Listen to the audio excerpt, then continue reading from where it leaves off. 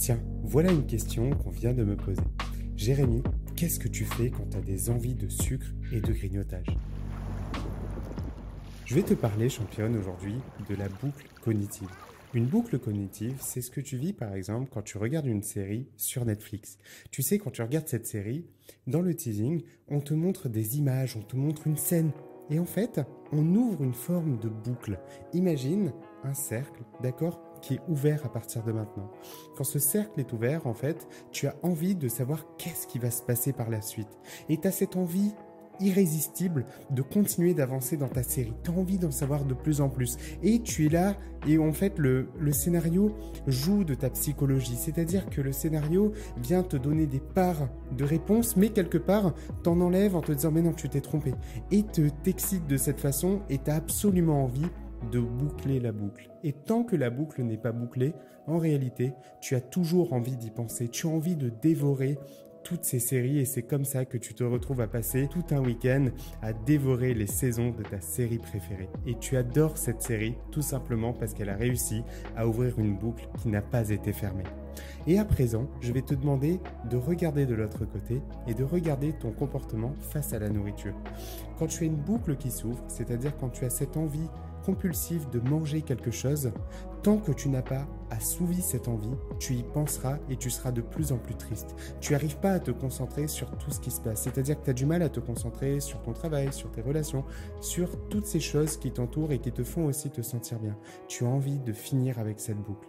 La seule façon de ne pas fermer une boucle, c'est d'avoir une interruption. L'interruption, ça peut être si là tout de suite tu as une envie de grignotage et que tu y penses, ça fait 1 heure que tu résistes et que tu te dis mais non je veux pas, j'ai envie de perdre du poids.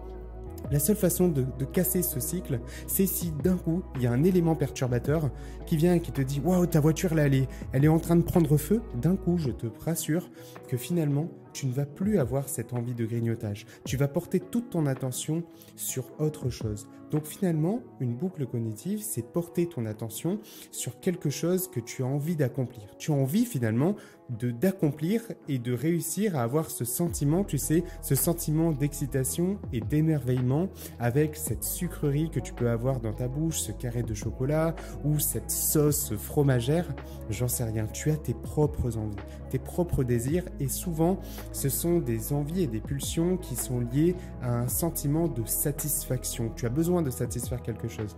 Mais quelque part, quand cette boucle s'ouvre, elle s'ouvre pour une bonne raison. C'est-à-dire que je vais te demander de porter ton attention la prochaine fois que ça t'arrive et d'essayer de comprendre qu'est-ce qui a ouvert cette boucle cognitive.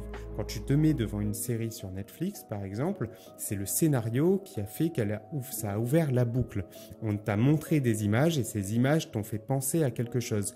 Et tu as envie de savoir, d'avoir la fin finalement de cette histoire. Et je sais que pour ma part, ce qui ouvrait ces boucles d'envie compulsive de nourriture, c'est ces moments où je me retrouvais seul face à moi-même, où j'étais un petit peu triste, où je regardais mon corps et je me disais ça ne va pas. Je me sens mal dans ma peau, je suis pas bien. J'avais envie d'avoir un coup de dopamine, j'avais envie d'avoir un plaisir dans ma vie. Tu sais, une forme d'excitation. Donc pour moi, c'était d'aller prendre un Kinder Chocobon. J'adore les chocobons. Sauf que j'avais une règle, c'était jamais 203. Et après, j'en prenais un de plus, un quatrième, mais jamais 203, et j'en prenais 6, etc., etc., et jusqu'à finir plus de la moitié, et d'avoir, tu sais, cette brûlure que tu peux avoir au fond de la gorge tellement que tu as mangé du sucre. Si ça t'est déjà arrivé, tu sais de quoi il s'agit.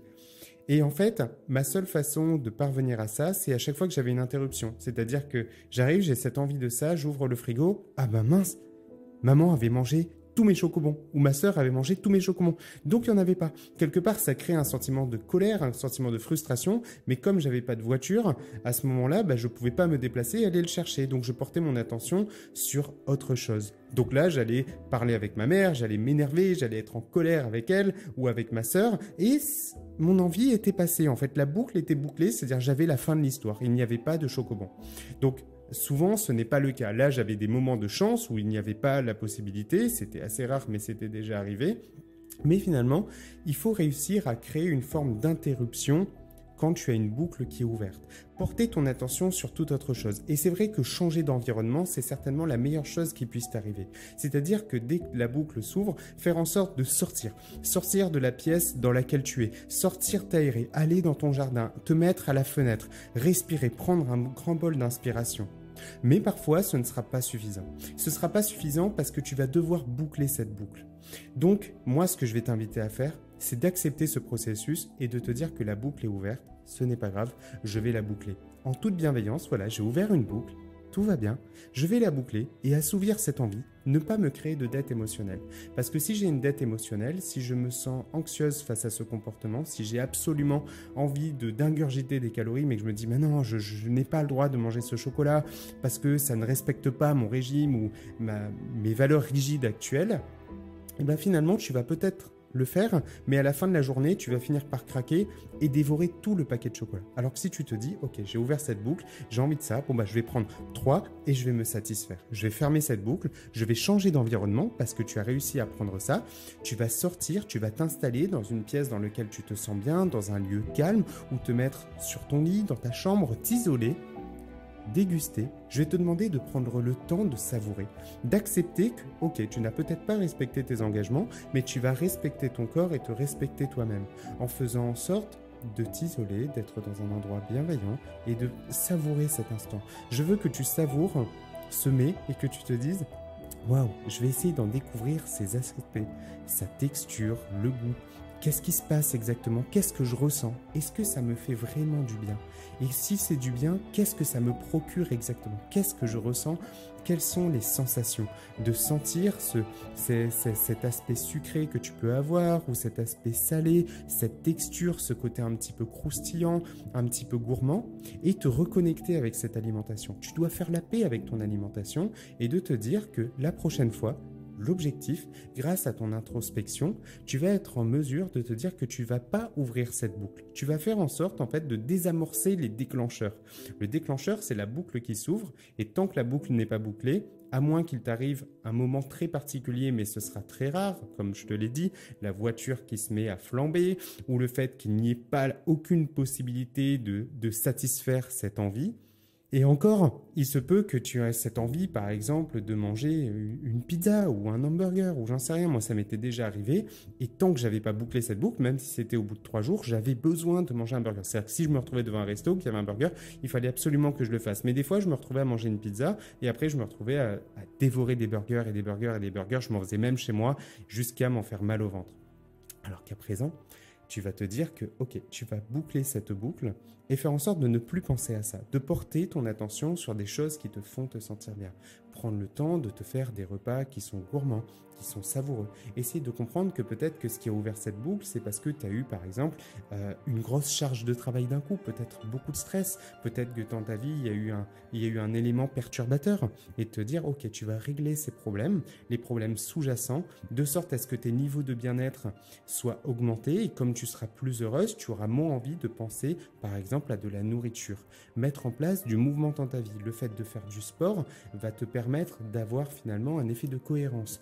Tu fais du sport, tu es en mouvement, tu prends soin de toi, hydrate ta peau. Prends le temps le matin d'hydrater ta peau, ou le soir avant d'aller te coucher, de te mettre une crème, de te parfumer, de faire des choses qui te font te sentir femme, qui te font te sentir belle, qui font que tu prends soin de toi. Et par définition, quand tu prends soin de toi, tu auras envie de nourrir ton corps et de le chérir. Attention, ça ne veut pas dire que prendre soin de soi, ça ne veut pas dire manger un chocolat ou quoi, mais si tu manges de façon compulsive un morceau de chocolat, c'est que quelque chose ne va pas. Par contre, quand tu acceptes délibérément de manger cette gourmandise et cette sucrerie pour te satisfaire et prendre plaisir, parce qu'on a la chance aujourd'hui de manger par pur plaisir, donc prends plaisir, la vie est un cadeau, manger est un plaisir, tu vas créer une bonne relation à ton alimentation. Comme ta relation à ton alimentation va finalement s'améliorer, tu seras en mesure de tenir dans la durée, c'est-à-dire de ne pas penser régime, amaigrissement, de penser mode de vie. Je me réconcilie avec mon alimentation et avec mon mode de vie.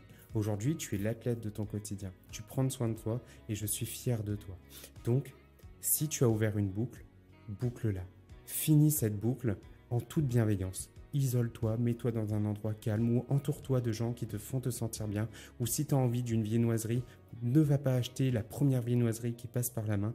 Va regarder sur Google et recherche la meilleure boulangerie de ta région et va t'installer sur une terrasse.